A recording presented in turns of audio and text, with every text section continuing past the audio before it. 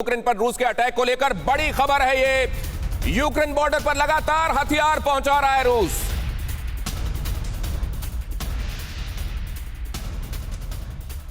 Rocket launcher समेत कई सैन्य हथियार पहुंचाए जा रहे हैं। लगातार बॉर्डर पर जमावड़ा हो रहा है, वो सैनिक साजो सामान हो, असलहे हो या फिर सैनिक। 2 लाख सैनिक। और आपको यह मालूम होना चाहिए कि अगर आप सैनिकों की तुलना करते हैं यूक्रेन की और रूस की, 30 से 40 लाख के आसपास ट्रूप्स बताए जाते हैं रूस के। हालांकि एक्टिव ट्रूप्स बताए जाते हैं 10 लाख के आसपास, जबकि यूक्रेन के कुल ट्रूप्स हैं 11 लाख और उनमें से एक्टिव ट्रूप्स बताए जाते हैं 2.5 लाख के आसपास। इसको जरा दिमाग में रखिए। और फिर जरा ये इंफॉर्मेशन देखिए जो बिग वॉल पर आपको दिखाई दे रही है। क्या is this world war now is writing on the wall. लेकिन उससे पहले जरा ये वॉल समझने की कोशिश करते हैं, ये इंफॉर्मेशन समझने की कोशिश करते हैं। कल सुबह रूस करेगा यूक्रेन पर अटैक, ये खबर आ रही है। खबर ये भी आ रही है कि यूएस इंटेलिजेंस का ये दावा है, यूनाइटेड स्टेट्स के इंटेलिजेंस का ये दावा है कि 5:30 बजे सुबह भारतीय समय के मुताबिक ये हमला होगा और 2 लाख सैनिकों के साथ मिसाइल, दंदनाती हुई मिसाइलों के साथ यह हमला होगा।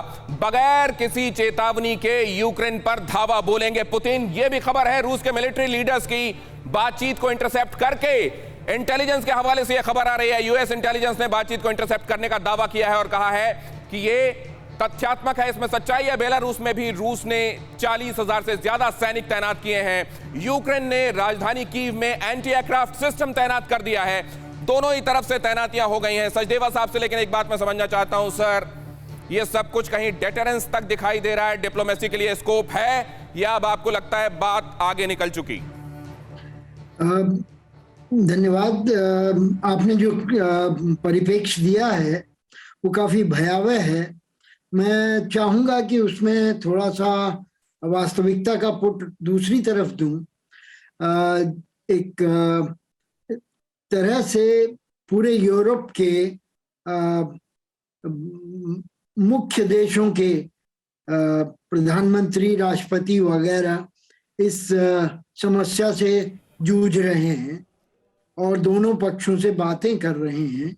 चाहे वो फ्रांस के राष्ट्रपति हों, चाहे वो जर्मनी के राष्ट्रपति चांसलर हों, चाहे और ब्रिटेन के प्रधानमंत्री हों, ये सब इसमें इस क्राइसिस को डिफ्यूज करने में लगे हुए हैं।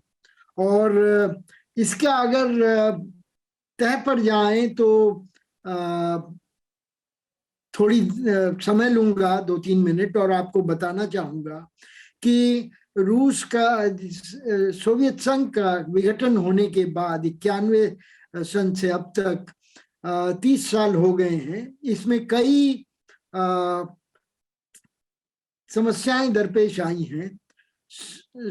CIS बना, कॉमनवेल्थ ऑफ इंडिपेंडेंट स्टेट्स बना, वार्सो पैक्ट को डिसॉल्व किया गया। सर माफ कीजिएगा, और रोक रहा हूं, लेकिन मैं एक बात अभी आपसे दरखास्त करना चाहता हूं। पहले तो आपने कहा कि ये बहुत विभीषक, बहुत खतरनाक दिखाई दे रहा है ये परिप्रेक्ष्य जो सामने आ रहा है। मैं ये समझना चाहता हूं कि क्या दूसरे परिप्रेक्ष्य के लिए रूम बचा हुआ है? अगर रूम बचा हुआ है तो कितना?